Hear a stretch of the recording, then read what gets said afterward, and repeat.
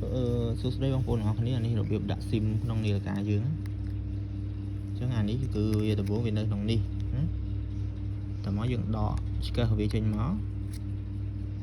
ហើយយើងដាក់ SIM យើងចូលណានេះយើងដាក់ចេះណាដាក់វាត្រូវកលាក់វាហ្នឹងមកមកយើងញាត់ចូលប្រឡោះវាវិញមកបាទនេះហើយអាកន្លែងរូបនេះបានដល់វាលុតពណ៌សបានវាស្គាល់ SIM ណា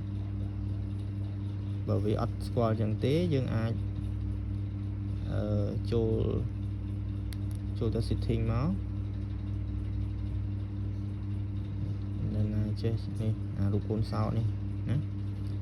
ហើយយើងចូលអា general នេះ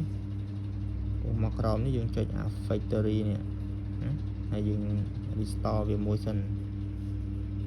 ដើម្បីឲ្យវាស្គាល់ SIM